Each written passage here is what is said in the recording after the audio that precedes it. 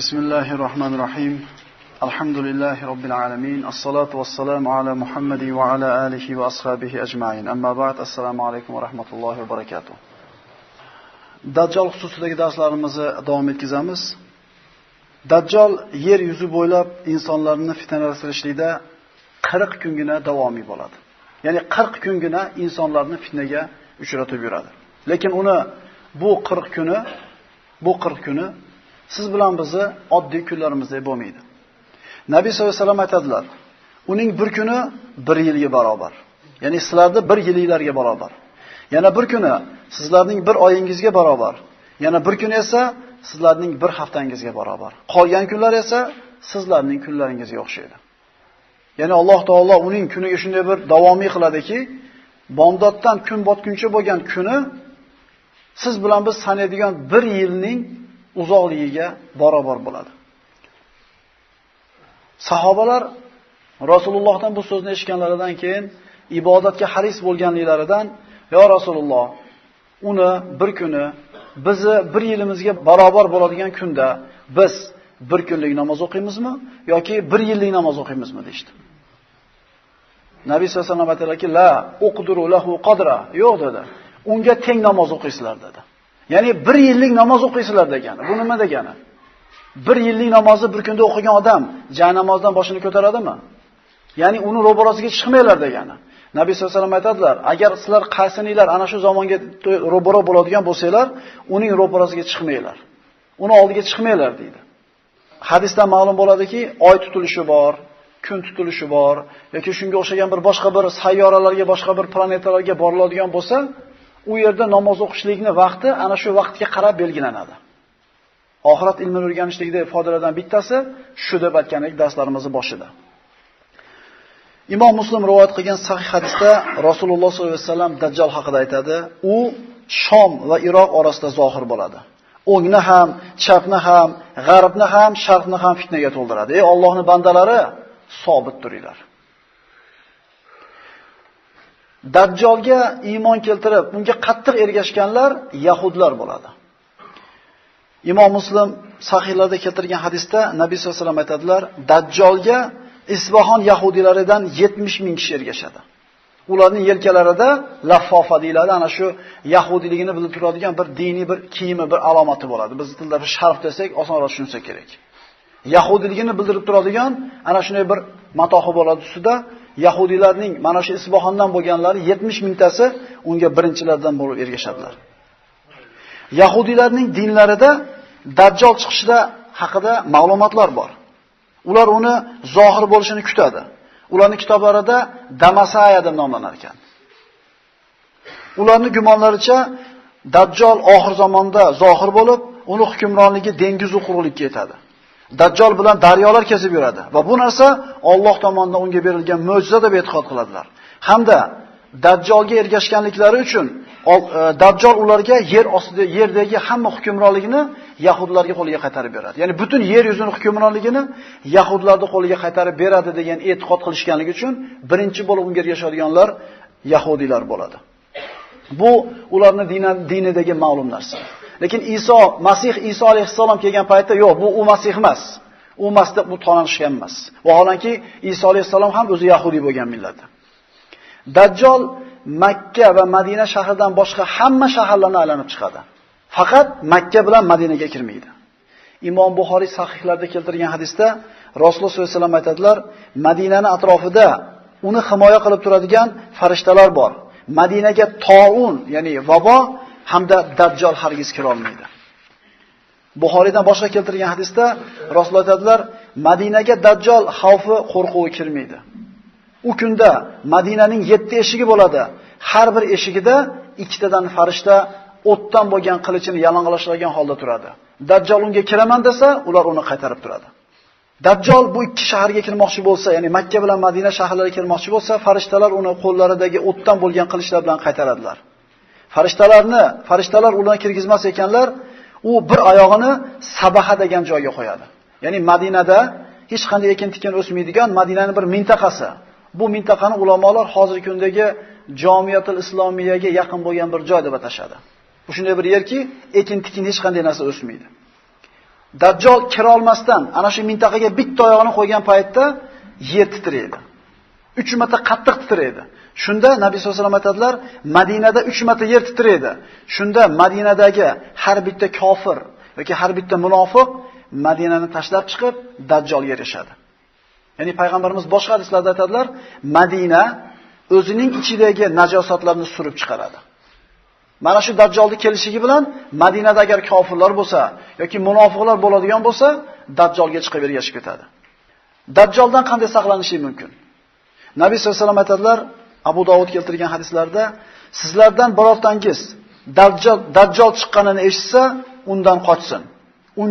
Uning ro'barasida turmanglar. Bir kishi uning oldiga o'zini mo'minman deb boradi-yu, lekin uni fitnaga solib qo'yganligidan, uni shubhaga solib qo'yganligidan Dajjol kofir bo'lib unga ergashib ketib qoladi. Ya'ni mo'minman deb boradi, fitnani kattaligidan, imtihonning og'irligidan, shubhani kattaligidan kofir bo'lganligini sezmay qoladi. Nabiy sollallohu alayhi vasallam Imom Muslim keltirgan hadislarda aytadilar, odamlar Dajjoldan qochib tog'larga chiqib ketadilar. Nabiy sollallohu alayhi vasallamning boshqa ko'rsatmalarida sizlardan qaysi biringiz Dajjol chiqqan zamonda bo'lsa yoki Dajjolga ro'baro bo'lsa, Kahf surasining boshidagi oyatlarni o'qisin. Ya'ni 1-dan 10-gacha bo'lgan oyatlarda tog'iy zolim podshohning zulmidan qochib toqqa kirib berkingan yigitlar haqidagi qissa ketadi. Bunda shu nima hikmat bor deyilsa, ulamolar aytadiki, ayni mana shu oyatni o'qishlikda. Mana shunday bir zolim chiqqan paytda uni tashlab qochib ketishlikka ishora bor. Shuning uchun Kahf surasi o'qilish kerak deb aytadi. Ana shu zolim podshohdan qochib, yosh yigitlar g'orga qarab kirib ketdi. 300 yildan ortiq muddat u yerda uxlashdi. Alloh taolo ularni o'zi saqladi. Rasululloh sollallohu alayhi vasallam davrida mana bir ajib qissa keladi Imom Muslim sahihlarida. Qaysi o'rinda Dajjol haqida gapirilsa, mana shu qissa keltiriladi. Hamma sunan kitoblarida. Rasululloh sollallohu alayhi vasallam zamonida Sofi ibn Sayyod ismli bir yigit bo'ladi. Yahudilardan bo'lgan bir yahudi yigit bo'ladi, 12 yashar bo'ladi. Rasululloh ana shu ibn Sayyodni kuzatib, undagi ba'zi bir alomatlarga qarab turib, mana shu Dajjolmikin deb gumon qilardi. Ya'ni ana shu davrda yashagan odamni payg'ambarimiz Dajjol shumikin deb gumoni bo'lardi. Kunlarda birida Umar ibn Hattob roziyallohu anhu bilan payg'ambarimiz sollallohu alayhi vasallam birgalashib chiqishdida, Yahudilar yashaydigan tomonga, Madinaning o'sha tomoniga borishdi. Yahudilarning bog'laridan biriga kirishdi. Umar ibn Hattob hikoya qiladi. Rasululloh xuddi bir narsadan berkinib qo'rqqandek bir daraxtning orqasiga o'tardilar deydi, ozgina turib, ya'ni yugurib borib nanagi daraxtning orqasiga o'tib ozgina turar edi. Go'yo bir narsani poylagandek. Birov ko'rib qolmasindek ehtiyot bo'lib turib, daraxt orqasida turadi. Yana ozgina turib yugurib narigi daraxt orqasiga boradi. Xullas, ana shu 12 yasharli Sofi ibn Sayyod ismli yigit uxlayotgan daraxtning oldiga yetib boradi. Ya'ni uyg'onib ketmasin degandek, birov ko'rib qolmasin degandek, Rasululloh mana shunday bir ehtiyotkorlik bilan boradi. U Sofining ustiga borganida Sofi chalqamchasiga yotib olib, osmonga qarab yotib, rasa bir undan har xil ovozlar, g'udrashlar, xurreylar ovozlarini eshitilib turadi, ovozlar. Payg'ambarimiz sollallohu alayhi vasallam sekin uning ustiga keladida, uni so'zlariga, undan chiqayotgan ovozlarga diqqat bilan quloq solishni boshlaydi. Go'yoki bir narsani o'qimoqchi bo'lgandek diqqat bilan quloq solib turadi. Rasululloh hali hech qancha ustida quloq solib turmasdan turib, ana shu Sofiyning onasi uydan chiqib qoladi-da, payg'ambarimizni uni bolasini ustida turganligini ko'rib turib, "Ey Sofiy" deydi. "Ustingda Muhammad turibdi, uyg'on" deydi. Deganda hali Sofiy shunday uyg'onadi-da, shunday bir g'azabdan pishqirib, ovozlari boshqacha bo'lib, payg'ambarimizga bir g'azab bilan qarab turadi. Nabiy sollallohu alayhi vasallam aytadilar-ki, agar uyg'otmay turganida buni Dajjolmi, Dajjol emasmi bilib olardim deydi. Mana shu tamtamanalardan, mana shu ovozlaridan, undan chiqayotgan bir tovushlardan payg'ambarimiz uni kimligini bilmoqchilik bo'lganga yaqin bo'lib turganda, bilib qolishiga yaqin bo'lganda onasi uyg'otib yubordi. Shunda 12 yashar bola bilan payg'ambarimiz sollallohu alayhi vasallam o'rtasida shunday bir suhbat ketyapti. Rasululloh sollallohu alayhi vasallam aytadi: "Ey Sofi" dedi. "Meni Allohning rasuli ekanimga guvohlik berasanmi?" Sofi aytadi: "Seni ummiylarning nabiysi ekanligingga guvohlik beraman." 12 yashar bola Rasululloh bilan gaplashyapti. So'ngra Ibn Sayyod payg'ambarimizga: "Ey Muhammad, sen meni Rasululloh ekanligimga guvohlik berasanmi?" dedi. Subhanalloh. Ya'ni 12 yashar bola payg'ambarimizga aytayotgan gapini ko'ring. Vaholanki yahudiylar bilardi payg'ambarimiz haqiqiy rasul ekanligini. Lekin yahudlardan bo'lmagani uchun iymon keltirishmagan edi. Nabiy sollallohu alayhi vasallam amantu billahi va rasulihi, amantu billahi va rasulihi dedi. Buni savoliga. Allohga va uning payg'ambarligiga iymon keltirdim. Allohning va uning payg'ambarligiga iymon keltirdim. So'ngra Rasululloh sollallohu alayhi vasallam Sofiga qarab turib, "Ey Sofi" dedi. "Men ichimda bitta so'zni yashirdim. Bilasanmi shu qaysi so'z?" dedi. Sofi diqqat qilib turdida ad-duh dedi. Rasululloh ovozingni o'chir, uningni o'chir, haddingni oshma, ovozingni o'chir dedi. Cho'chib ketdi. Shunda payg'ambar sollallohu alayhi vasallam oldida turgan Umar, "Ya Rasululloh, nimani yashiruvdingiz? Nimaga bunaqa bir qattiq keskin javob berdingiz?" deganida, "Men unga" deydi, "duxon, tutun degan so'zni yashiruvdim" deydi. U mana shu duxon degan so'zni yarmini tushungan edi. Payg'ambarimizning dilida turgan so'zni yarmini shunday topgan edi. Shunda payg'ambarimiz hali duxon deb aytmasdan turib, ad-duh deyishligiga shart to'xtatib turib, "Uningni o'chir, haddingni oshma" dedi. Shunda Umar, "Ya Rasululloh, ruxsat bering, chof tashay kallasini buni" dedi. Rasululloh Umarga qarab, "Ey Umar" dedi, "Uni tinch qo'y" dedi. "Agar u haqiqatan dajjal bo'lsa, sen hech narsa qila olmaysan uni. Agar dajjal bo'lmasa, uni o'ldirganlikdan senga hech qanday manfaat yo'q" dedi. Rasululloh sollallohu alayhi vasallam bilan Sofi ibn Sayyod o'rtasida bo'lgan mana shu voqea butun musulmon o'rtasida tarqab ketdi. Hamma Sofi ibn Sayyoddan ehtiyot bo'ladigan bo'ldi. Nabiy sollallohu alayhi vasallam oldida Umar ibn Xattob, "Allohga qasam, Sofi ibn Sayyod dajjoldir" desa, Rasululloh eshitardilar-da, indamasdilar. Ya'ni bir ajib qissaki, Rasululloh davrida bor deyilyapti bu kishi. Sofi ibn Sayyod mana shunday bir payg'ambarimiz bilan bo'lgan shu ishidan keyin mana aytdik, odamlar undan ehtiyot bo'ladigan bo'lishdi. Sofi keyinchalik Rasululloh sollallohu alayhi vasallam vafot etganlardan keyin yosh katta edi, boy bo'ldi, ser farzand bo'ldi. Nabiy sollallohu alayhi vasallam dajjolni sifatlaganida aytardilar, uni zurriyoti bo'lmaydi. Ya'ni orqasidan qoladigan farzandi bo'lmaydi degan edi. Tug'mas bo'ladi degan edi. Ibn Sayyod katta bo'ldi, boy bo'ldi, payg'ambarimiz uni ko'zini g'ilay bo'ladi degan edi. Ko'zi soppa-sog' edi. Farzandlari ko'paydi. Rasululloh vafotidan keyin Abdulloh ibn Umar roziyallohu anhu bilan Sofi ibn Sayyod Madinani tor ko'chalarida shuni to'qnash kelib qolishdi. Ibn Umar shunday qarasa, o'ng ko'zi xuddi siqilgan uzumni donasidek qurib qiyshayib qolgan edi. Xuddi payg'ambarimiz dajjolni sifatlab, uni o'ng ko'zi g'ilay bo'ladi, qurigan uzum donasidek qurigan qiyshaygan holda bo'ladi degandek, ko'zi mana shunday holatga kelib qolgan edi. Shunda Ibn Umar ko'rib qo'rqib ketdi-da, "Ibn Sayyod" dedi. "Qachon ko'zing bunaqa bo'lib qoldi seni?" U aytdi, "Bilmayman" dedi. Ibn Umarning oldida bir qancha bir ashablari bor edi. "Ko'zing o'zingni boshingda turib, qachon shunday bo'lib qolganligini bilmaysanmi?" deb achchiq qilgan paytda bu Ibn Sayyod aytdiki, "Agar" dedi, "Alloh xolasa meni bu ko'zimni seni qo'lingdagi tayog'ingga o'xshatib, tayog'ingni uchiga ham tushirib qo'yishi mumkin" dedi. "Qo'lingdagi hassani uchiga meni ko'zimni tushirishi mumkin" deganida Ibn Umar shunday g'azabi chiqdi-da, g'azablangan holda tayoq bilan o'z opasi Hafsa binti Umarga kelib aytadi. Ya'ni Hafsa onamiz payg'ambarimiz ayoli, Abdulloh ibn Umarning opasi. Shunda Hafsa onamiz aytadiki, "Sofi bilan nima ishing bor?" deydi. "Uni tinch qo'y. Axir dajjol odamlar orasida oddiy yashab yurib, bir qattiq g'azablangandan keyin dajjol bo'lib ketishligi haqida payg'ambarimiz aytgan so'zlarni eshitmaganmisan? G'azablantirma uni" dedi.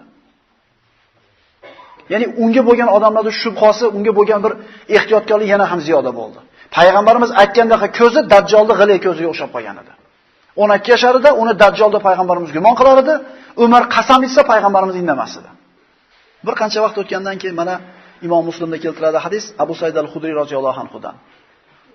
Qissani davomi bundan ham ajib. Dajjal kofir bo'lardi. Sofi musulmon bo'ladi keyin. Musulmon bo'ladi, boy bo'ladi, serfarzand bo'ladi. Haj qilib, hajdan ana shu haj karvoni bilan birga qaytib kelar ekan, Abu Said al-Khudri roziyallohu anhu aytadi, karvonda birga kelar ekanmiz, dam olgani to'xtadik. Men o'zim yuklarimni tushirdim, daraxtning salqiniga borib o'tirdim. Sofi ibn Sayyod ham hajdan kelardi biz bilan musulmon holatida. Yuklarini tushirdi, kelib meni oldimga o'tirdi deydi. Lekin yonimga o'tirganda bir sovuq ter chiqib ketdi mendan. Ya'ni u odamlar u haqida gapirayotgan yomon gaplarni bir esladimda, haligindan bir vahshatga tushdim deydi. Kelib oldimga o'tirganda, shu meni yonimdan nandiroqqa bosin degan maqsadda, "Ey Sofi, yuklaringni salqinga olib qo'ysang bo'lmasmidi? Optoda qolsa yaxshi bo'lmaydi" deb o'zidan nari qilmoqchi bo'ldi. U o'rnidan turdi, yuklarni qo'ydi, tuyasini sog'ib, sutdan olib kelib Abu Said al-Xudriyga tutyapti.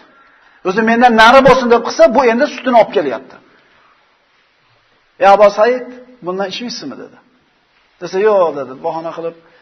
O'zi kun issiq, yana sut ham issiq, ichkim. O'zi deydi, uni qo'lidan ichkim kelmayapti deydi.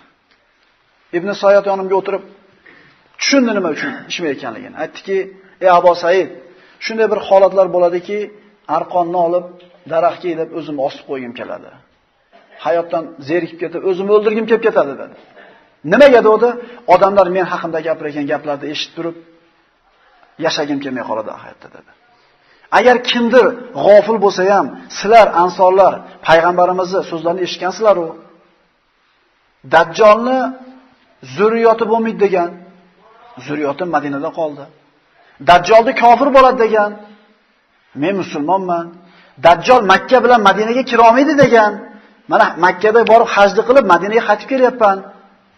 Nimaga endi meni Dajjol deyshadi odamlar dedi. Shunda Abu Said al-Xudri haqiqatdan nimaga unaqa? Payg'ambarimiz bu aytgan alomatlari bittasi ham to'g'ri kelmayapti-yu, dedimda bir noqulay ahvolga tushdim.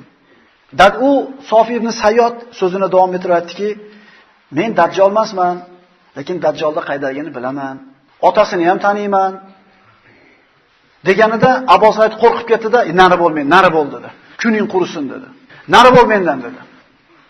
Abu Said unga qarab turib, "Ey Sofi" dedi, "Agar Dajjol bo'lishlik seni xursand qilarmidi agar Dajjol bo'lsang" deganda, "Agar menga taklif qilinganda Dajjol bo'lishlik, men yo'q demasadim" dedi. Mana shu yerda to'xtatamiz buni. Endi Tamim ibn Aws ad-Dariyning qissasini aytamiz. Keyingi hadisimiz Imom Buxoriy sahihlarida keltirilgan Fatima binti Qaysdan rivoyat qilinadi. Tamim ibn Aws ad-Dariy roziyallohu anhu dan Tamim ad-Dariy Nasroniy dinida bo'ladi. Islomga kiradi. Kunlarda birida Fatima binti Qays aytadi, Madinada as-solatul jamiya, as-solatul jamiya, jamoat namoziga chaqirdi eshitdikda, shoshilganimizcha payg'ambarimiz masjidiga erkak ayol bordik. Odatda bunday chaqiruv yo bir xatarli ish bo'lsa, bir jihodga chiqishlik kerak bo'lsa chaqirilardi, yoki bir jihoddan o'lja kelgan bo'lsa, bo'lib berishlik uchun payg'ambarimiz shunday qilib chaqiradi. Zarur ish bo'lsa chaqiradi. Hamma yig'ilib kelgandan keyin namozni o'qidik deydi. So'ngra payg'ambarimiz turdida, kulib turib, "Men sizlarga bir xatarli ish uchun chaqirganim ham yo'q. Endi sizlarga bo'lib beradigan hech qanaqa o'ljam ham yo'q" dedi. Faqat meni oldimga Tamim ad-Dariy keldi. Islomga kirdi va shunday bir hikoyani aytib berdiki, "Men sizlarga Dajjal haqida aytgan gaplarimga tamomiy to'g'ri keladi" dedi. Tamimning qissasi nima edi? Tamim aytadi. Bu Sahih Muslimda keltirilgan. Tamim ad-Dariy aytadi, "Ashoblarimiz bilan tijorat maqsadida kemaga chiqdik. Kemani minib dengizga chiqqanimizda shamol qattiq bo'ldi. Shamol kemamizni dengiz bo'ylab haydab yurdi. Bir oy yurdik, qayoqqa ketayotganligimizni bilmasdan. Bir oy dengizda chayqaldik. Oxiri shamol tinchib, bizni kemamizni bir orolga olib chiqib qo'ydi. Orolga tushdik, qayerdaligini bilmaydi bular. Orolga tushib, bir qancha vaqt masofa yurganimizdan keyin junlari shunaqa bir qalinligidan orqasi qadayu oldi qada bilmaydigan bir hayvon ro'baramizga keldi. Haligi hayvonni ko'rgan emasmiz. "Kimsan, nimasan?" deb so'raganimizda odam tili bilan javob berdi. "Men jassosaman" dedi. Ya'ni bu haqida Qur'onda oyat kelgan. Ana shu oxir zamon bo'lganda yerdan bir hayvonni chiqarib qo'yamiz. Odam tili bilan gapiradi. Allohning oyatlariga iymon keltirmay qo'ydinglar dedi. "Men jassosaman" dedi. Bu qanaqa joy? Boshqa savol bermoqchi bo'lganda aytdiki, "Ey qavm" dedi, "Ali jassosa. Ana bu dirda" dedi. Dirda mana shu ibodat qilinadigan joy aytinlardi. Ana bu dirda sizlarni xabaringlarga mushtoq bo'lib turgan bittasi bor" dedi. Shoshilganimizcha ana shu dirga qarab yugurdik, bu shayton bo'lib qolmasin yana deb. Bordik, ana shu dirga yoki ibodatxonaga kirganimizda umrimizda ko'rmagan nohotda bir gavdali odamni tizzalari, oyoqlari zanjir bilan baylangan, butun jasadiga zanjir aylangan, o'ratilgan, mana shunday yig'ishtirib qo'yilgan holda bir kishi o'tirardi. Biz unga, Sen nimasan? Kimsan deb so'raganimizda u aytdiki, meni holimdan xabardor bo'ldinglar. Endi sizlar holinglardan xabar beringlar. Chunki men sizlarga o'zimni kimligimni aytsam, sizlar kimliginglarni aytmasdan ketib qolsanglar men jila olmayman. Lekin men chekka keta olmayman. Avval sizlar aytinglar dedi. Ular nimani so'raysan dedi. Ular aytdi, Bisan haqida xabar beringlar dedi. Bisan Falastindagi bir shahar. Bisanda nimasi kerak senga? Bisanda, Bison bog'ida xurmolar bormi dedi. Ha, xurmolari bor. Xurmolari serob, odamlar foydalanyapti. Ha, u xurmolar yo'q bo'lishga yaqin bo'ldi dedi. So'ngra Tabariya suvi haqida gapiringlar dedi. Tabariya Urdundagi bir ko'l. Tabariyada suv bormi dedi. Ular ha bor dedi. Suvi serob, odamlar ichyapti dedi. Suvi yo'q bo'lishiga yaqin qoldi dedi. Menga Zag'ar bulog'i haqida gapiringlar dedi. Zag'ar ham mana Falastindagi bir shahar. Zag'ar bulog'i haqida gapiringlar dedi. Nimasi kerak senga u haqida? Nimasini bilmoqchisan deganda, Zag'arda bulog'idan suv chiqyaptimi? Dehqonlar uni suv bilan dehqonchilik qilyaptimi? Ha, suv serob, dehqonchilik yaxshi bo'lyapti. U buloqning suvi ham qurishlikka yaqin bo'ldi dedi.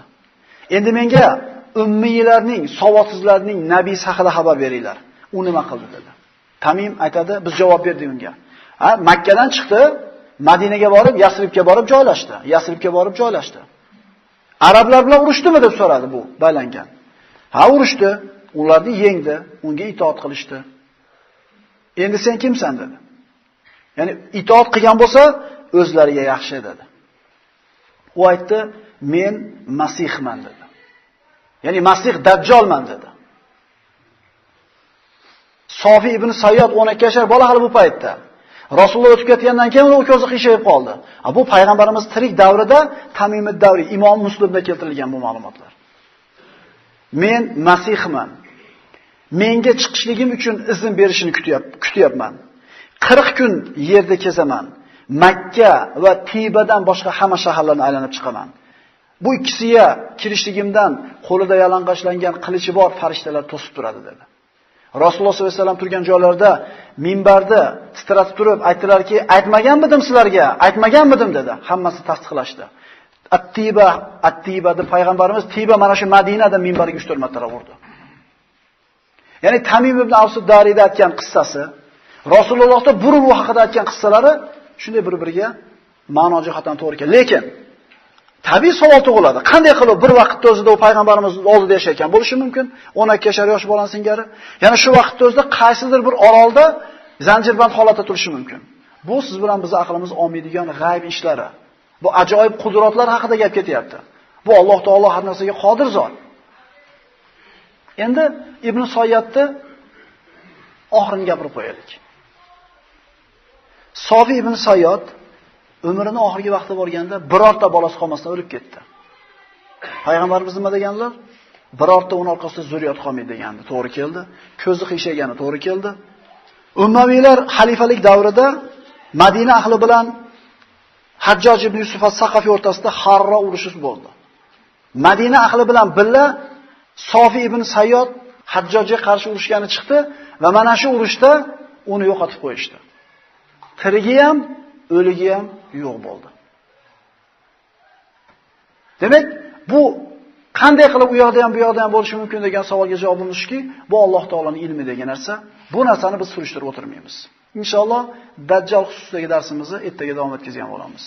Aqulu qawli hada va astagfirulloh li va lakum. Assalomu alaykum va rahmatullohi va barakatuh.